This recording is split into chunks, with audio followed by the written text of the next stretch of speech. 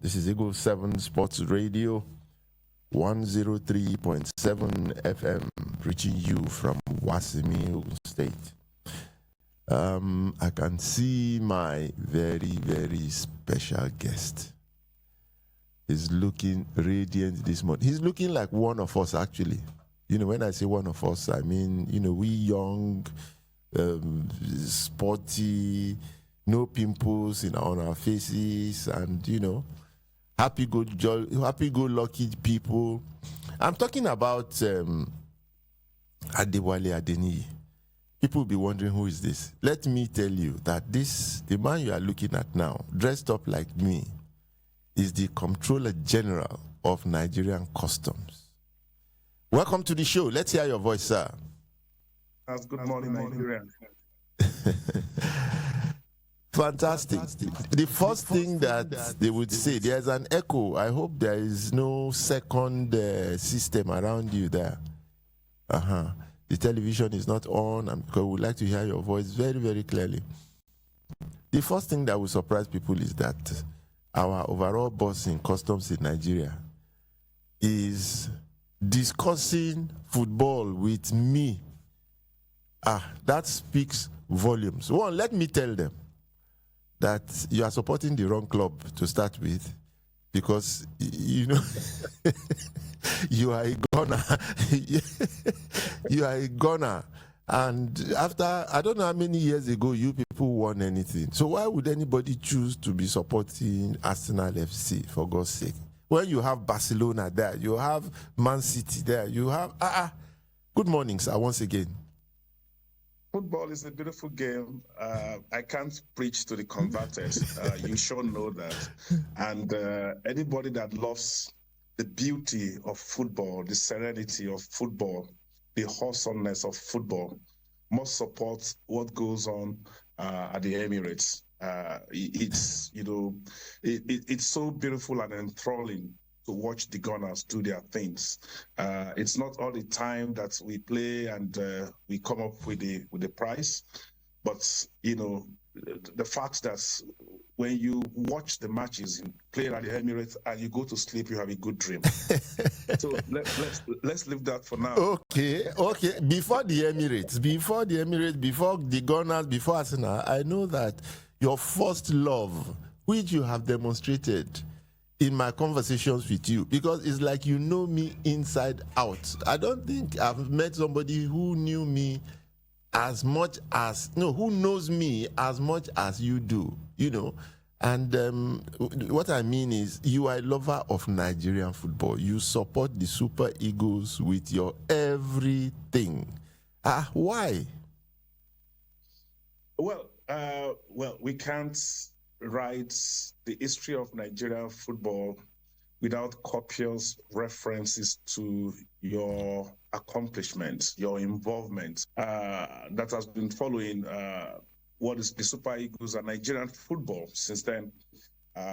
Must also be familiar with your contributions, and of course those of so many of your illustrious colleagues in Nigeria who involved in Nigerian football since then, decades ago. So we thank God that you are still alive, some of your colleagues are still alive, and you are in a position to still make this kind of contributions using the various platforms at your disposal to bring visibility to Nigerian football, to mentor and to support the younger generations of football players, football administrators. What I want to ask now is why? Because I read that editorial, and from the editorial, everybody now knows that the private dinner, fantastic event, was organized by you to welcome Eric Chelle to the country.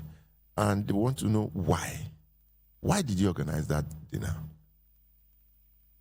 First, for full disclosure, the first I will say was I had no idea whatsoever that you would be in Abuja at that particular time. I had absolutely no idea. Very good.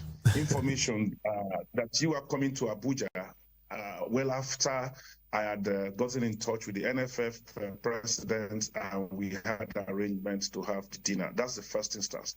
The second is linked to the first. Your opinion is respected on Nigerian football.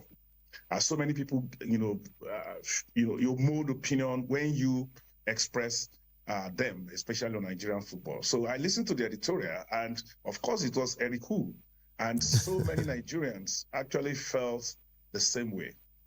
And so in my conversation with NFF, they told me that this was the motivation. And I'm happy that you were there that day and you listened to the entire thing. And I just felt that, look, perhaps we needed to give this man a chance. We needed to let him feel welcome. We needed to let him feel at home. He has a very, very, very huge task at hand. You compared it in the editorial to the Battle of Napoleon Bonaparte, possibly bigger than that when you look at the situation on the league table, and we are inglorious number 4, number 5. And it's a very, very big task. And so we felt that the environment needed to be put in place for him. And my humble contribution was just to show Eric that, he's there in Nigeria. Nigerians, we are crazy about football, and that we will mobilize the support of Nigerians behind him and behind the team to ensure that Nigeria is not missing out of the biggest, sports extravaganza. So this was the motivation. And when I mooted it with the chairman of the Sports Commission, he was all for it. The Football House was all for it. And it was after that I knew you were coming to Abuja. I said, oh, this is the perfect opportunity. Let me get the legend to meet with the gaffer, and let's see, how we go from there. Fantastic. Well, you and I and others, we met with Eric. We heard him. We listened to him. We had a conversation with him. At the end of the day, how did he sound to you? What did you come away with? Confidence, doubt, apprehension? What? Did you think that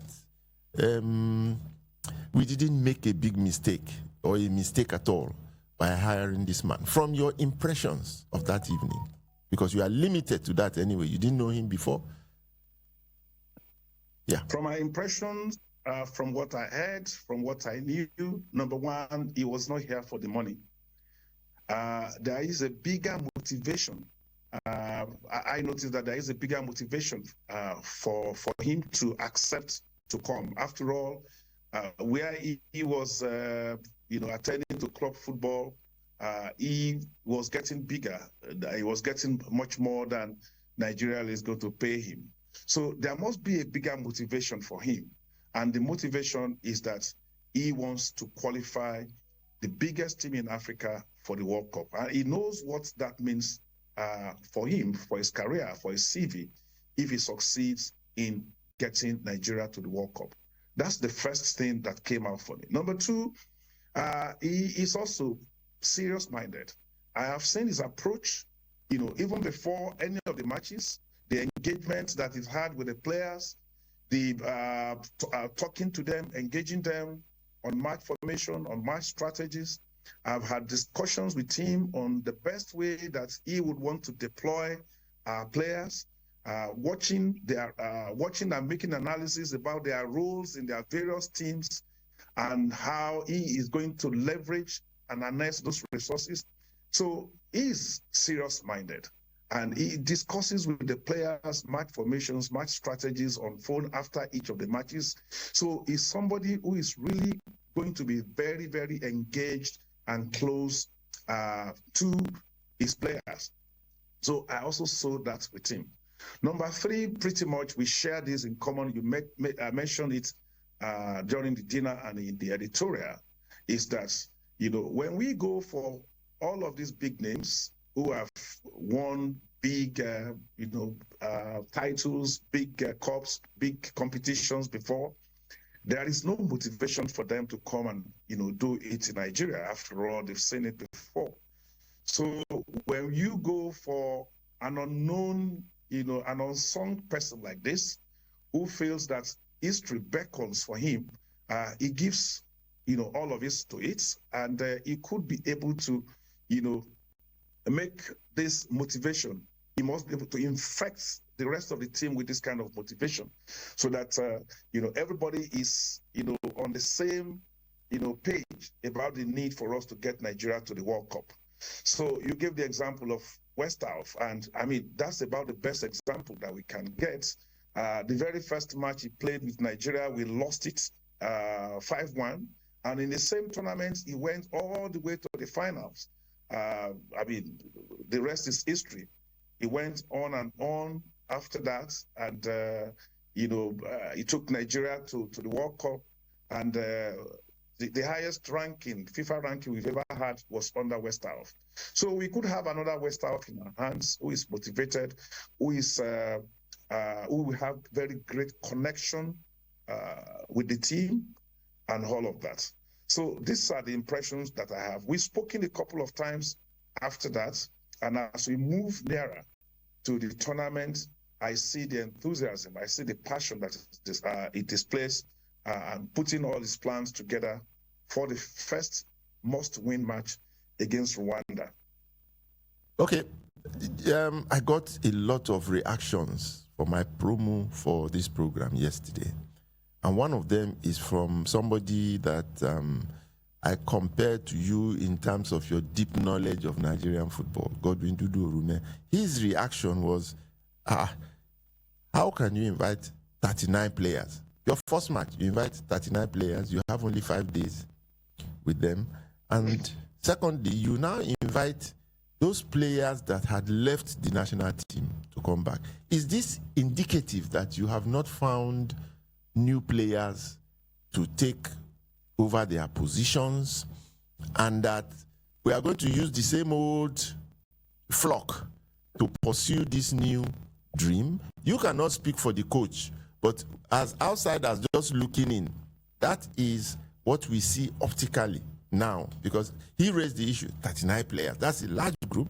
And secondly, you are bringing Kelechi Iheanacho, Ahmed Musa, and so on and so forth. How did that strike you when you heard that he invited that number and mostly the same old flock of players that have been there for so long?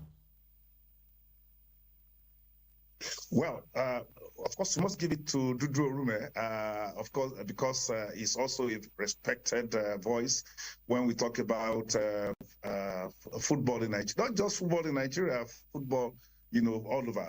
These are, authorities in world football. So we must respect his opinion. But then, because here we're talking about football, we're talking about World Cup. So if you assemble 1,000 people, you are likely going to have 1,000 views. So that's the way I look at it.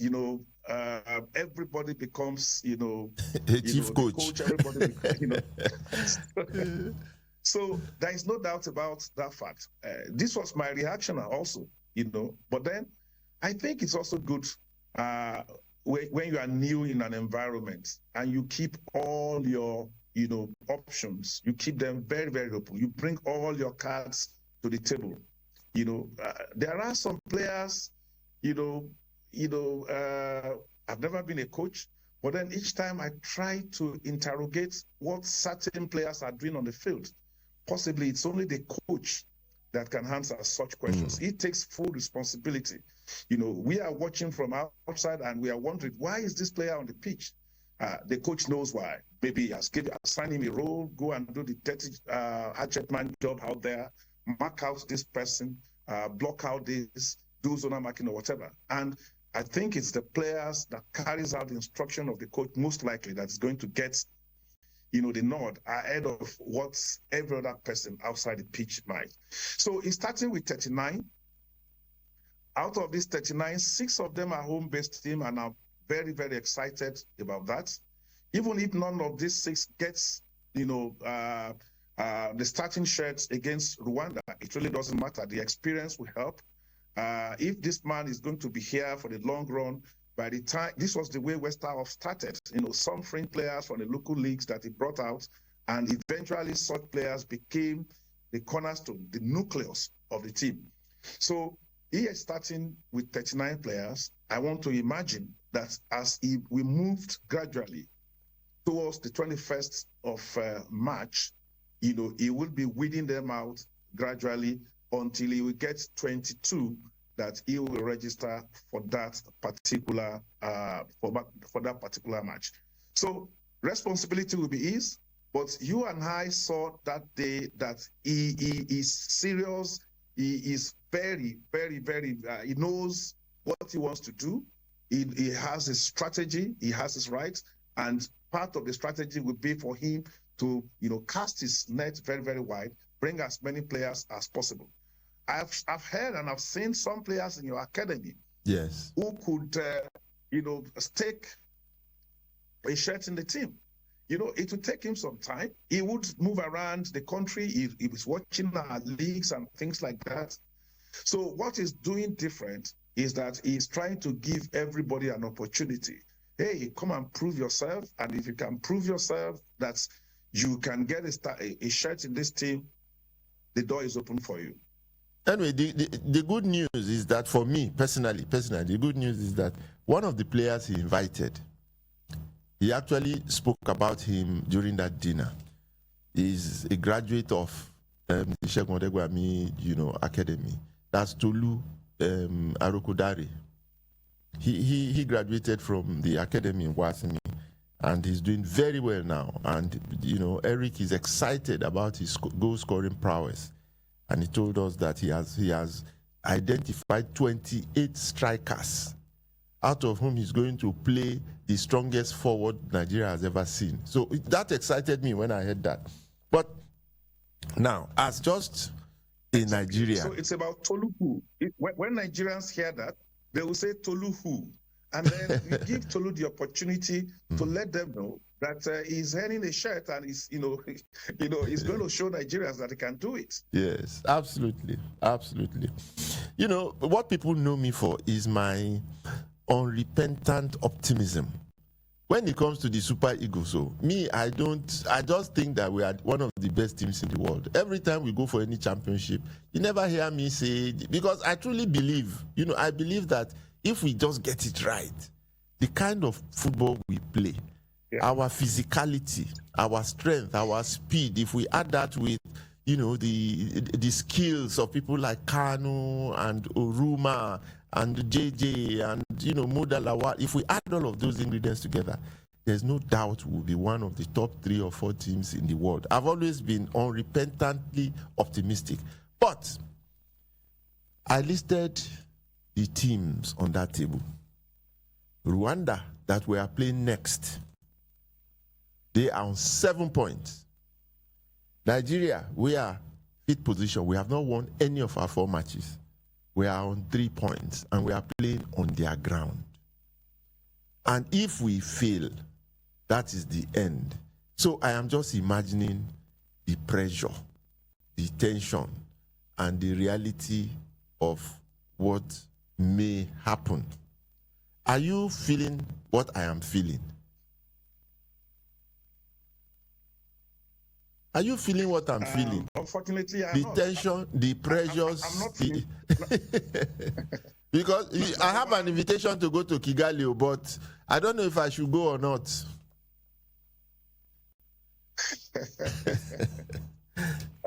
Well, unfortunately, I'm not feeling the pressure that you are feeling. Because just like you have said, I'm an Arsenal fan. We go through this kind of thing, and we please don't bring Arsenal into this now. Don't bring Arsenal into this picture. Don't bring Arsenal at all, because we can't even remember the last time you won anything. But although you are kings of the FA. But we don't even remember the last. I was just going to remind you that as recently as 2022, we won the FA and we won the Community It's FA Cup now. It's a competitive sport, and it's the oldest in English football. Okay, we give it to you. Okay, we agree now. Okay, we give it to you. Well, come Rwanda, there should be no pressure. We have, players in our team who have played at at the highest level. They have experience, and I want to believe that they will be able to soak in this pressure in Kigali and give us the desired results that we need. I've spoken to a couple of people in the government, and I can assure you that all the support that the team we need to mobilize them to go to Rwanda for this particular game will be provided. As I've always said, there is no better time to support Nigerian football better than this time because of the reforms, the revolution that President Bola Ahmed Tinubu is bringing to Nigerian football. So we can't but be optimistic.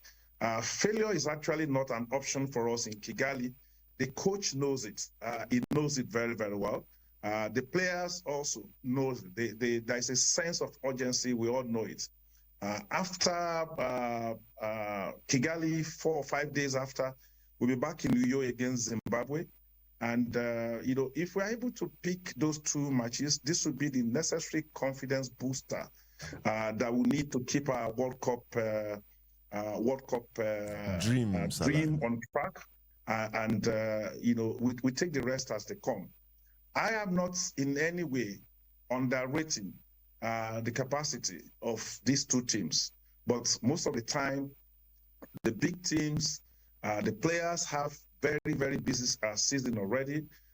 Most of the big players are just coming off the second round, the first leg of the Champions League and the UEFA. So most of these players are involved all over the world. So possibly we're not seeing the best football at this level of, at these rounds of the World Cup qualifiers all over the world. So I want to believe that our players will rise up to the occasion in Kigali, and we'll see what happens from there. Well, if you have been watching us and listening to us from wherever you are in the world, my guest is Adewale Adeniyi, the Comptroller General of Nigerian Customs, a man who is on a mission of sports revolution. And I'm picking those words carefully because he's been discussing football with such great versatility so far this morning. But I can tell you that he is about to kickstart another revolution on the 1st of April, between the 1st of April and the 14th of April. For the first time in our history in Nigeria, we are going to have the African Women's Volleyball Club Championship, hosted by Nigeria, hosted by Customs, that will take place in Nigeria with 28 teams, I think, participating in that championship. So this man is not just a football man that you heard and he backs Arsenal. He's also revolutionizing sports in the country through Customs.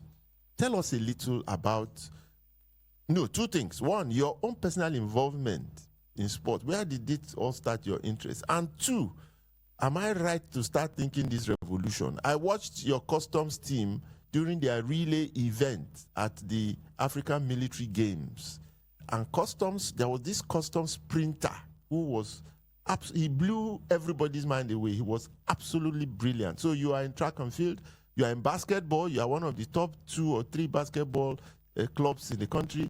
Now you are hosting the African Volleyball Championship. What is it? What are you doing? Well, you know that sports is competitive, very competitive. You get into sports to win laurels. But beyond winning laurels, there are so many other values that sports bring to the table. The first and the most important is discipline. For you to be in sports, you have to be very, very disciplined. You can't compromise discipline. There are other values for games that involve team games. You play in a group of people, so you have to, hard your strengths, you have to manage your weaknesses and all of that. And, added to that is that you need strategies. What strategy do you adopt? What tactics do you adopt if you are defending? How do you bring everybody to ensure that we defend first? And how do you turn defense to attack and all of that when you are, in the team, when you are in the team sports? Beyond that, off the field of play, sports breeds friendship, fosters bonding, team spirits, and all of that. So all of these values that I've mentioned, whether they're for team games or personal events, every military or paramilitary organization needs that. In addition to this, you also know that you need to be mentally and physically strong. You have to be mentally and physically fit all of the time. So these are all attributes that a military or paramilitary organization needs. So as a customs officer, and every average customs officer needs to develop all of these attributes.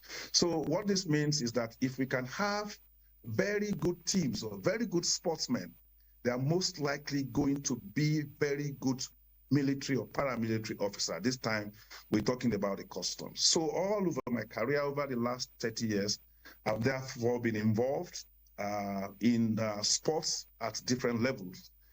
When we joined, we were active participants in various interzonal games at the command level, at the zonal levels. And then when I became a little bit older, I became team manager, sports administrator, and now when I became CG, I've now become what you can call the general overseer of all our sports development. And in this position, I have a broad-eye view of all the events in which we participate, and I know where we can really, leverage on our strengths. We've always been very strong in basketball. We are actually not we are top basketball team currently in the country. We are the defending champion for women, and our men is in the top 3. It's the same thing in volleyball. We've won the championship back-to-back 3 times, and our men have won it 3 times before in 2018, 2019, 2020, and now we are still ranked, amongst the best 4 in the country. Of course, you talked about athletics. I'm happy you made reference to it. The recent ones that Nigerians should not forget is the Afro basketball competition in Libya, where we qualified. We are Nigeria, the Tigers qualified for a slot in the Continental Championship. So it's instructive to note that one of the key players in that tournament, Ibe, is a customs officer. The manager of the team, the coach of the team, of that particular team, Abdurrahman Mohammed, is a customs officer. He rose from being a customs basketball player. He was the captain of the team. He went to the national team, first the junior team. He played in the senior team. He became the coach of the junior team, and now he's doing his things at the senior level. So in all of this, over the years, we've demonstrated presence, visibility, high level of visibility. And we have also been getting continental. Each time we win, we get, at the continental level. So the volleyball tournament you talked about, we participated in the last one. We were in the semi-final, we played up to the semi-finals in 2022, 2023. And during the national championship, the last one, we qualified as number 1. And from there, we went to the zonal championship, and now we are eligible to play in the continental. So we are playing 2 roles at the tournament starting in a matter of weeks in Abuja. We were eligible to play one of the 24 teams that will eventually be registered. And then, of course, we have the honor of hosting and organizing the tournament. So this is what has been happening in sports, in customs. Football is also one of those areas where we want to make our marks. But, football, it's not for the faint-hearted. You really need a lot of structures, the right policies, the infrastructures that I need to put in place to get a football team. It's easy for us to bring, 20, 30 talented players together, but it goes beyond that. We don't have the kind of facilities that you have in Wasimi to drive it. Don't let me let the cat out of the bag here. Okay, but yes.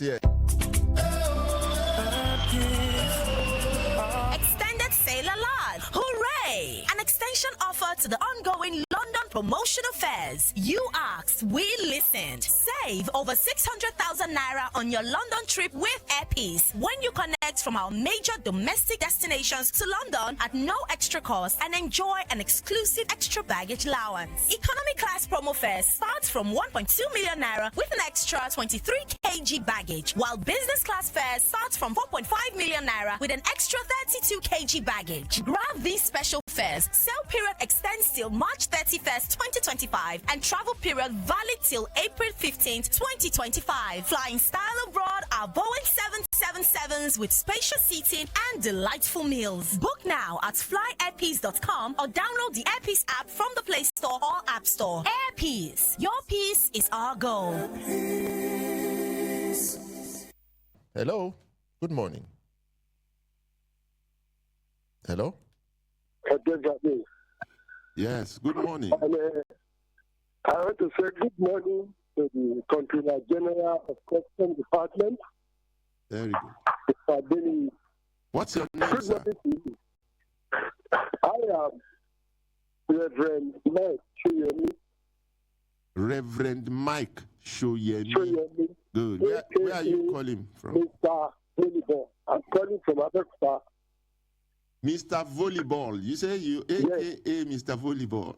Yes, Mr. Volleyball. Very good. Go ahead. Make your contributions. Yes, the first thing I will say is to appreciate you first. In fact, the college to establish Eagle Radio at Wasimi. In fact, I so much love you. And I've been monitoring your activities on Saturday day. Today, you have brought in a man that, in fact, I so much love. Why am I saying this? I am the architect of volleyball game in Customs Department in 1974. Wow. And we won first gold medal in the first Lagos State Sport Festival in 1974. Yes. And the Customs Department really encouraged us. They sent me to university officer to learn about schooling. Wow. It was later when Ogun State was established in 1976.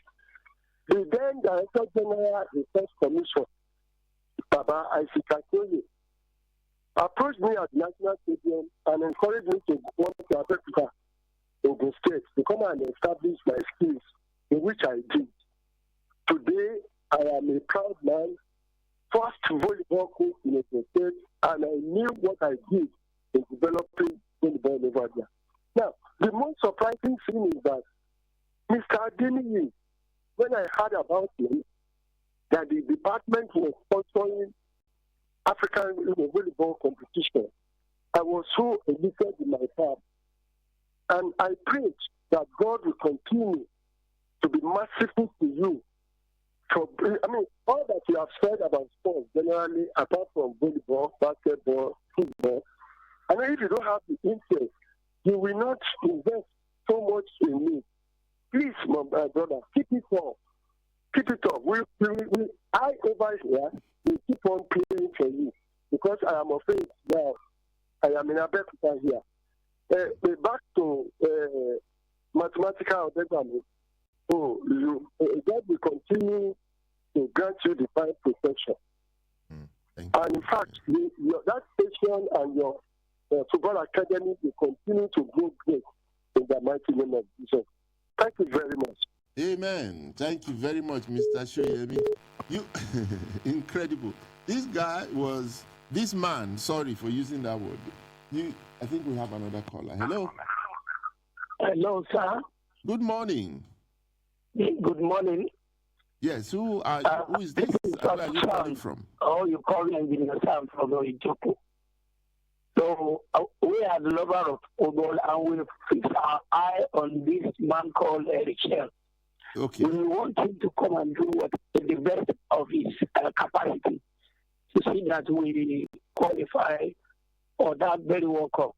And I know we are praying, we have a prayer team here at Doko because we don't want the downfall of Nigeria at this very time. We want maybe God to use it to turn around the situation in the country. because when the youth are happy, things will change. So we eye on him and we are expecting the best from him. Thank you. Fantastic. Thank you very much. Well, my CG, you heard it there. The founder, the man who founded Customs Club, whatever, volleyball club, in 1974, just called Mr. Shoyemi from Abeokuta. And, he said they actually won the gold medal for the first time in 1974. And he was sent to the university by Customs. Can you believe it? And then, of course, the second man. Go ahead. Big Sheikh is such a refreshing thing for me. And I am very delighted to hear the elder statesman for a number of reasons. Of course, he also attended the best university in Africa. We also share that in common. So,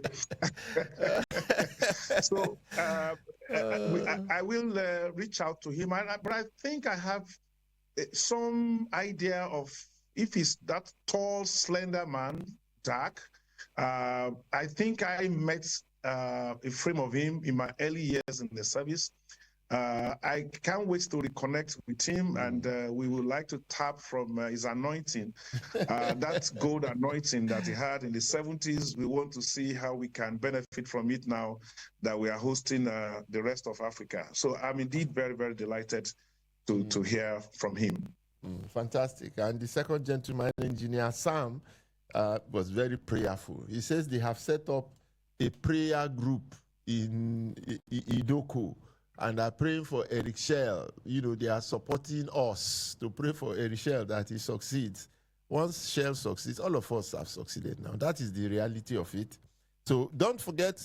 Go ahead. I actually told Eric Chelle that we are a very prayerful country, and that the very first match, even before the kick of the ball, he should expect from the stands, Nigerian supporters singing. It's a wonderful and merciful God, and this is what we believe in this country. So we will be supporting him with our prayers while he does his own stuff with the strategies on the field.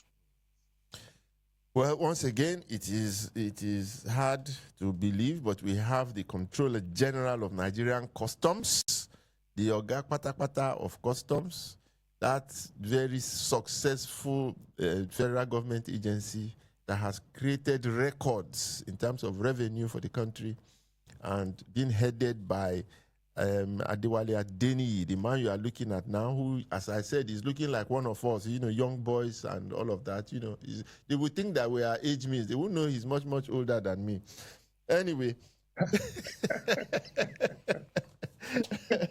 So this is Eagle7 Sports Radio, 103.7, reaching you from Wasimi. I want everybody to know that this is Wasimi, and you just have to come here to come and see the wonders of nature, what nature is doing here. And by the special grace of God, the academy, the Segun Odegwami International College and Sports Academy, is located in Wasimi. This station is located in Wasimi.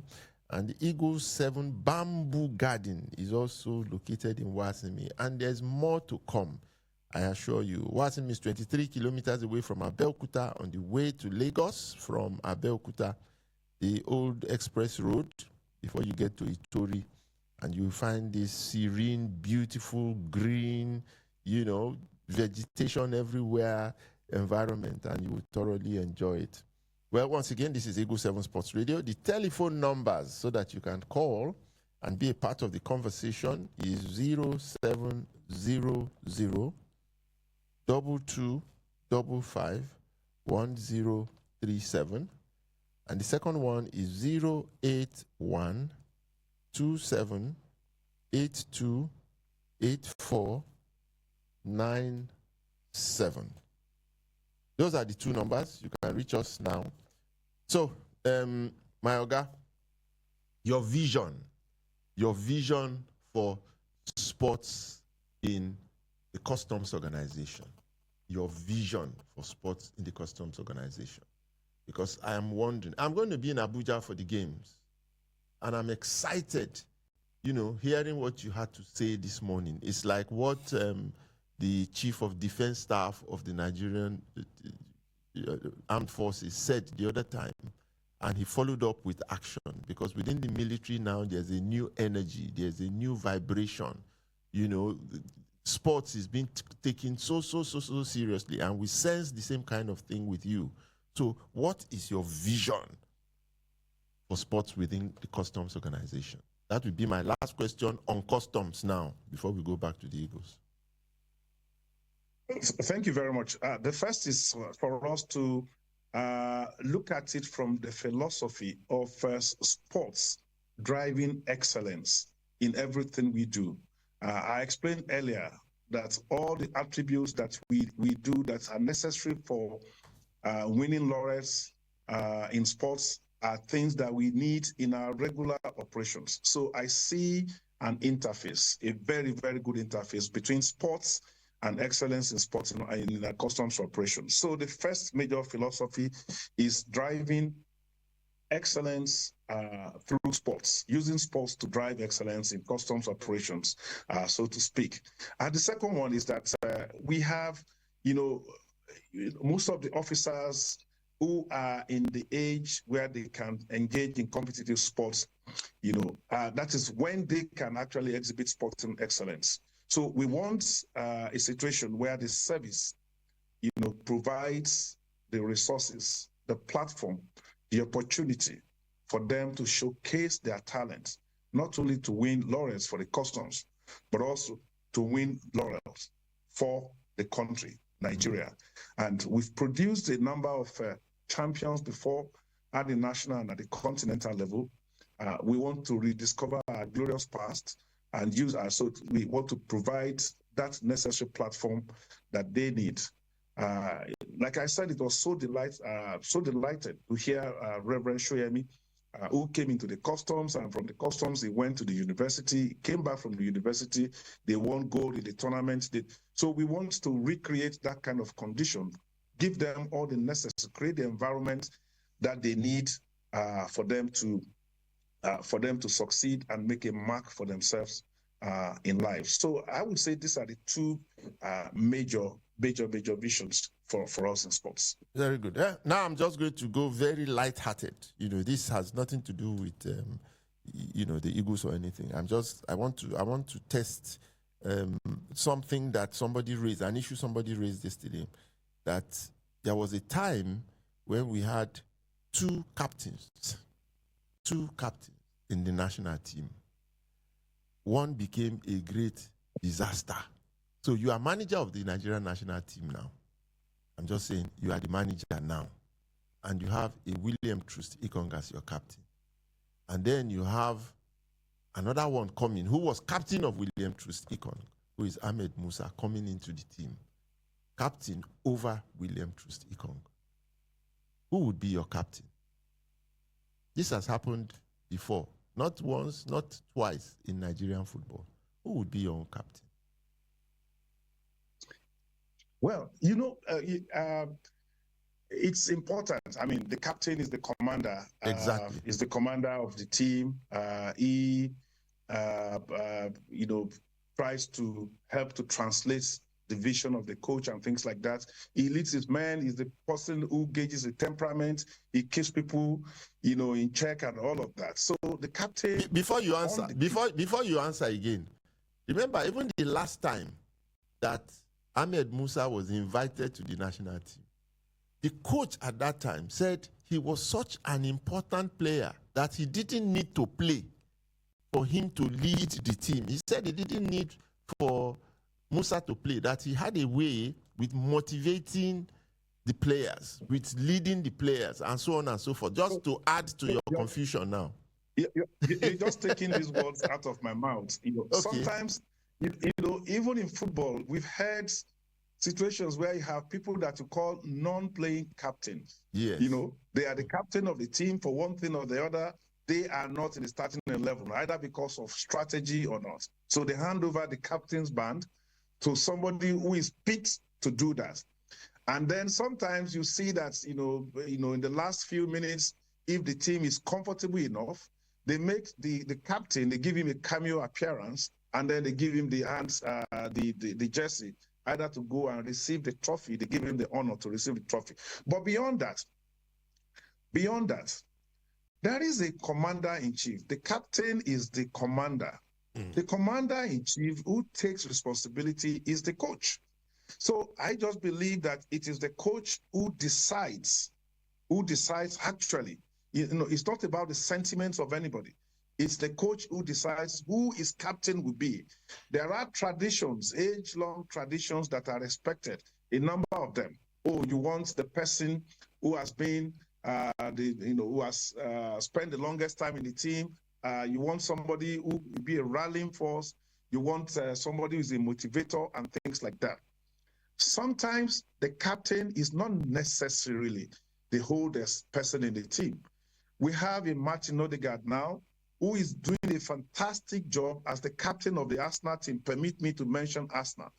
But because this young guy is such a charismatic person on and off the field, that what he does motivates the rest of the team. So, we need a kind of player like that. I've seen Ekong several times. I've watched him, up close.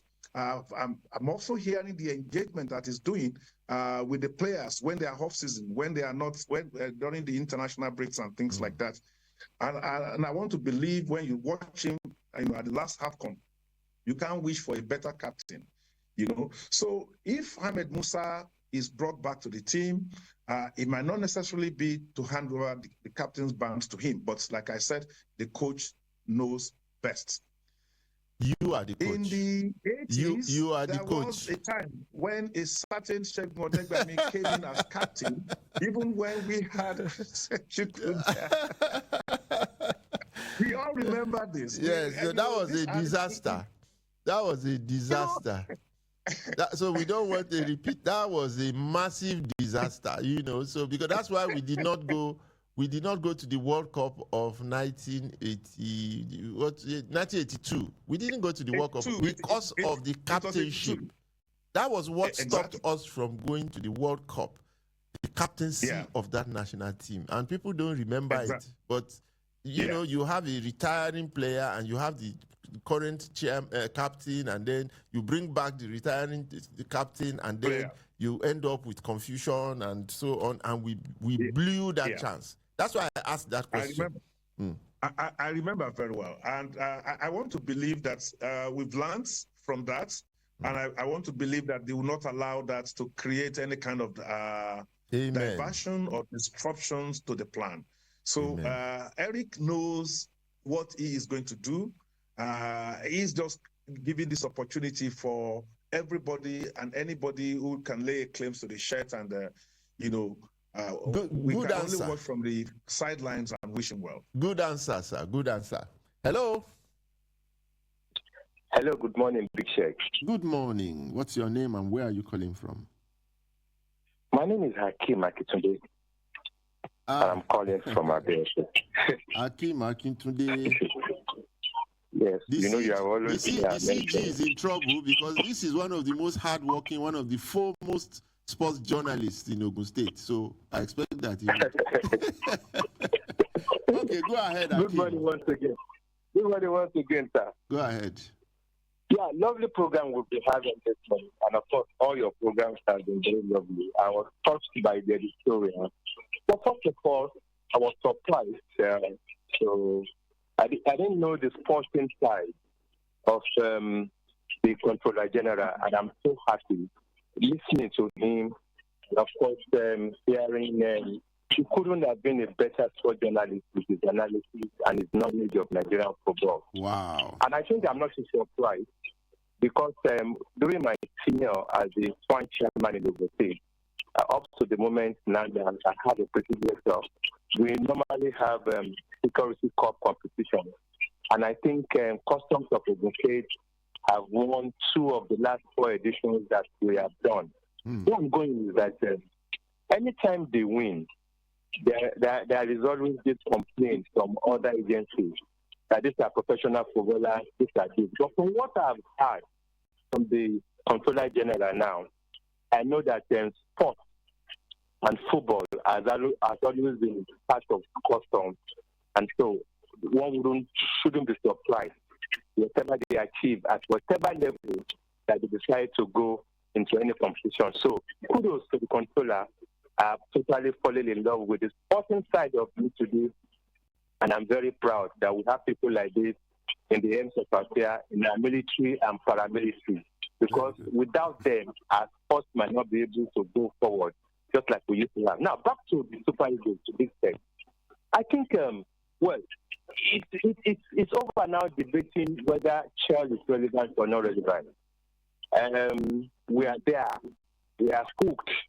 And, of course, we are condemned to support him, support his program, and he's also condemned to succeed. And that will start with the match against Rwanda. Something tells me that, just like the Controller General said, he's just somebody from the blues that will continue to blossom and, of course, enrich his CV and take Nigerian football to the next level. First of all, he decided to take this job because, just like Bishop will always say, as an unrepentant optimist, you can never get the best of galaxy of stars, that you need little work, little attention, and little concentration to mold together and become stars of the world than what we have in the area of players we have right now, flying their trees everywhere for Nigeria. I mean, for different clubs, and are ready to play for Nigeria. We have good team, no doubt. Individually, it is now left for the coach to put his thinking cap on and mold these players to become not a team, a gang. A gang will really lose, and a gang will become unpredictable at any time and give you the result. What we want is the result. It's not about playing pattern. It's not about an identity so much. We know our identity. We love that identity, and we have been losing matches. What is the identity? Power play, and of course, speed from the flanks. This we know from the times of Odebami to the times of Amunike and Co. And of course, it can still be part of our Super Eagles now. And I'm happy, and I hope that Chelle knows all this and ready to get the support. On the issue of the certified players, no problem. That is what is called a provisional squad. Definitely to be monitored. This is from before I'm going to have my final 22 or 23. There's nothing wrong in that. On the issue of captainship, the coach is starting a new era. I'm not even thinking of Musa. I'm not even thinking of Ekong.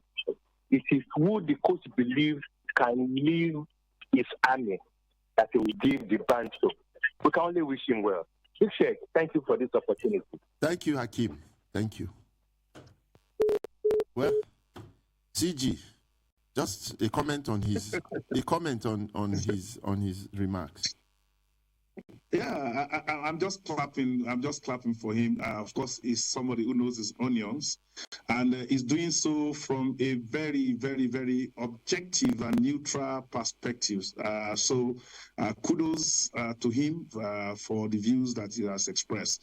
It is a provisional team, list of 39 players. So he would do all his shuffling, and hopefully, he will bring out the best 22.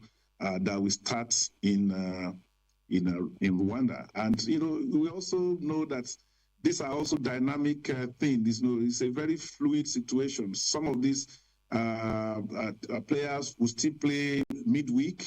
They will still play during the weekend. We never know, what situation, what match fitness they will bring back. After those two windows. So. Let's hope that we'll be able to get the 22 that will do the job in Kigali and in Uyo some few days after. I also agree with him. The captain, the skipper is as determined by the coach, but then the captain is only the commander. The commander-in-chief is the coach who has the final say. We have the last caller for the day. Hello. Good morning. Good morning. This is Engineer San come back. Engineer San, you have asked your question before. From Ijoku. Yes, okay, just okay. Last caller. I think Obasanjo Banyard. So that is where we are. So I'm telling you that this time, the law will back up a check to do something great. I think you can hear the comment of this man that calls after me. The issue of the captain, there cannot be any problem there. The law will see us through because all the youth we want to see Nigeria flying again. The only two things I want to add is that if this man can help us look for a machine like Ngwan Kokano and the Robokashi Begin, and they can at least, if no others one can do the damage like that, we will be happy. And with prayer and the supporters club, we are going higher. Thank you. Thank you. Bye. Well, you're suggesting we go and look for players like Kanu Wanko and JJ and so on and so forth. Anyway, rapid fire. Which is your best club in the world? Your best club. I'm not talking of the one you like most, though, but that one you have told us over and over again. Which is the best club in the world? I mean, it's as in club football? Club football, yes, now, club football all over the world because, you know. My mind will go to Spain, and I think I will go for Barcelona. You have won. That is the best. That's the best club in the world. Which is the best player in the world currently? Your best player in the world currently. The player that impresses you the most currently. Currently, you know, in the last decades, it's so very easy to narrow down your choice and all of that. It's not the same now. I mean, there are so many gladiators and there are so many wannabes, and none of them has really, really gone close to, you know, the likes of Messi and Ronaldo. And in the absence of that, I will pick that dark player that wears the red jersey and he plays on the outside right, on the right wing of the Arsenal team. His name is Bukayo Saka. As the best player in the world now. Because I was going to ask you, which is the best Arsenal player of all time? Your best Arsenal player of all time? There's no doubt about that. I know the honor will go to Henri Thierry. But currently, for me, the best player is not even playing, is Bukayo Saka. Okay, and the final question now. Who is your best? This is the final. Who is your best Nigerian player of all time? I know because we are friends, we are brothers, you might say me, but don't mention my name. Who is the best Nigerian player of all time? You know, because I know it's not me anyway. So who do you think who is your own best Nigerian player of all time? Of all time? Yeah. So many of them come to mind. Some of them are late. Some of them are still living. You know, as a young man growing in the Southwest, the likes of Segun Odegbami, Muda Lawal, Felix Owolabi will come to my mind because I have a relationship with Segun Odegbami. Let me exclude Segun Odegbami. Of course, now he's not for sure. Yeah, let me just exclude Segun Odegbami. Of all times, you know, I like the grace that I've seen of Adoke Amesimaka. He plays on the flanks, on the left, and he's just like Segun Odegbami. He's the best example of a Nigerian player that has demystified the fact that for you to be a good footballer, you have to be on the streets. He went all the way. He was in the academics. He was discovered in the academics. He qualified as a lawyer. He had a very, distinguished career after football. So, for me, that excites me that, you really necessarily don't have to be a dropout and things like that. And you see these players, of course, also in the same class with you, they play more with their heads. They play more with their heads than their legs. So they make up their mind what they want to do even before the ball comes. There is an admixture of entertainment with the seriousness that football demands. So I might be old school. Of course, I get all the excitement when the JJs of this world, when they do their things, when they mesmerize and things like that. But in terms of output, in terms of overall, I think Shegun Odebami and Adoki Amesimaka are my childhood hero, and I still look forward to Nigerian players emulating them. Well, I don't know what to say, but thank you very much. It's been a great pleasure speaking with the Controller General of the Nigerian Customs, Mr. Adewale Adeniyi. He has left a huge impression on me this morning, and I want to thank you for, lighting up our stage, our set this morning with the depth of your knowledge about sport and your contributions to sport. We wish you a great period during your time as Controller General of Customs, and of course, we thank you for all your services to Nigeria, both in customs and in sports as well. We wish you the very best. Well, that's all we are going to have time for today. We thank you for listening. For all those that called, we thank you very much. Join us again next week, Saturday, on Eagle7 Sports Radio 103.7, when we bring you another edition of 90 Minutes with Mathematical. Have a wonderful day. Bye-bye. Extended sale alert! Hooray! An extension offer to the ongoing London promotional fairs. You asked, we listened. Save over 600,000 naira on your London trip with Airpeace when you connect from our major domestic destinations to London at no extra cost and enjoy an exclusive extra baggage allowance. Economy class promo fares starts from 1.2 million naira with an extra 23 kg baggage, while business class fares starts from 4.5 million naira with an extra 32 kg baggage. Grab these special fares. Sale period extends till March 31st, 2025, and travel period valid till April 15th, 2025. Flying style abroad are Boeing 777s with spacious seating and delightful meals. Book now at flyairpeace.com or download the Airpeace app from the Play Store or App Store. Airpeace, your peace is our goal.